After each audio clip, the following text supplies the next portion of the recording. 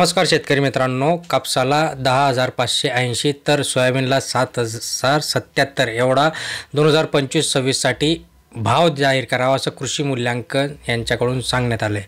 तर धान उडीद या सगळ्या गोष्टींसाठी अजून त्यांनी सविस्तरमध्ये सांगितलं आहे। जसं की कापसाला 10,579, सोयाबीनला 7,077 रुपये हमी भावाची शिफारस कृषी मूल्य आयोगाने केली आहे। आता गेल्या विधानसभा निवडणुकीच्या अगोदर कापूस आणि सोयाबीन हमीभाव वाढ होणार अशी शक्यता होती, मात्र ती काही पूर्ण झालेली आपल्याला दिसत नाहीये। आता ह्या सगळ्या गोष्टींमध्ये कृषी मूल्य आयोगाने कापसाला आणि सोयाबीनला भाव वाढून देण्याचं म्हणजे डबलचा भाव जवळपास सांगितला आहे। याच्यानंतर तूर आहे, उडीद आहे, मूग आहे या सगळ्यांसाठी त्यांनी जाहीर केलं आहे, म्हणजे MSP जाहीर करण्यात आले। सविस्तर जाणण्याचा प्रयत्न करणार आहोत, त्यामुळे शेवटपर्यंत बघा। अजून चॅनलला सबस्क्राईब केलं नसेल सबस्क्राईब करून ठेवा, जास्तीत जास्त लाईक करा, म्हणजे असेच महत्त्वपूर्ण अपडेट तुम्हाला मिळतील। बघा, जसं की कापसाला 10,579 रुपयांची शिफारस करण्यात आली, त्यानुसार जर विचार केला तर राज्यातील मुख्य नगदी पीक असलेल्या कापसाकरिता यंदाचा हंगामातील प्रति क्विंटल 10,579 रुपयांची शिफारस करण्यात आली। आता याच्यातील मागील हंगामात लांब दाग्याचा कापसाचा वाण्याला 7,521 रुपये इतका हमीभाव होता। यंदा त्यात 3,058 रुपये इतक्या वाढीची शिफारस राज्य कृषी मूल्य आयोगाकडून करण्यात आली आहे। आता याच्यानंतर जर विचार केला आपण, जो की आपण सोयाबीन देखील आपलं एक नगदी पीक, त्याच्यासाठी प्रति क्विंटल 7,077 रुपये भाव द्यावा असे कृषी मूल्य आयोगाने यावेळी सोयाबीन पिकाला ही शिफारस केली। मागे 7,077 रुपयांची जी काही शिफारस करण्यात आली होती आणि यंदा जी काही शिफारस केली आहे ती 4,892 रुपयांची होती। तोही जो काही हमीभाव होता तो मिळाला नाही। यंदाच्या हमीभावामध्ये 2,185 रुपयांची ही वाढीची शिफारस आता राज्याकडून करण्यात आलेली आपल्याला दिसते।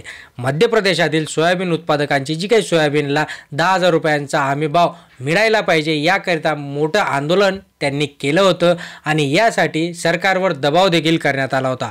कदाचित याचीच एक पुनरावृत्ती म्हणून होऊ नये म्हणून आता याच्यामध्ये शासनाकडून हे हमीभावासाठी आता प्रयत्न झालेत। आता याच्यामध्ये जे काही वेगवेगळे हमीभाव आहेत त्याच्यात देखील त्यांनी सांगितले, जसं की देशभरामध्ये हमीभावाकरता 4 झोन निश्चित करण्यात आले, जसं की पश्चिम झोन असलेला गुजरात झाला, महाराष्ट्र झाला, राजस्थान झाला, अन्य अशा 4 राज्यांचा कृषी मूल्य आयोगाच्या शिफारसीसाठी बैठक दिल्लीमध्ये पार पडली। या बैठकीतील राष्ट्रीय कृषी मूल्य आयोगाचे अध्यक्षांबरोबर महाराष्ट्र राज्य कृषी मूल्य आयोगाचे अध्यक्ष पाशा पटेल, शेतकरी प्रतिनिधी म्हणून रवींद्र मेटकर यांच्यासह इतर प्रतिनिधी तिथे उपस्थित होते आणि त्यांच्या या बैठकीमध्ये हे कृषी मूल्य आयोगाकडून MSPचे जे काही दर आहेत ते जाहीर करण्यासाठी शिफारस करण्यात आली। आता याच्यामध्ये धानसाठी त्यांनी 4,783 रुपये जो की आता 2,300 रुपये, ज्वारीसाठी 4,788 जो की आता 3,371 रुपये,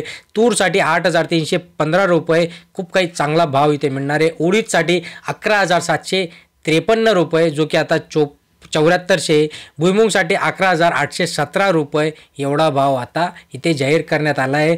तसंच तीळसाठी 11,422 रुपये एवढा आता 2025-26 साठी असणारे अतिशय चांगली गोष्ट आहे। फक्त जो काही हमीभाव शासन डिक्लेअर करते तो शेतकऱ्यांना देणं गरजेचं आहे, त्याच्यापेक्षा कमी भावामध्ये शेतकऱ्यांचा माल घ्यायला नको, तरच आपला शेतकरी हा सुजलाम सुफलाम होणार आहे। मित्रांनो, अशाच महत्त्वपूर्ण माहितीसाठी सबस्क्राईब करून ठेवा, लाईक करा, शेअर करा, जास्तीत जास्त शेअर करा। धन्यवाद।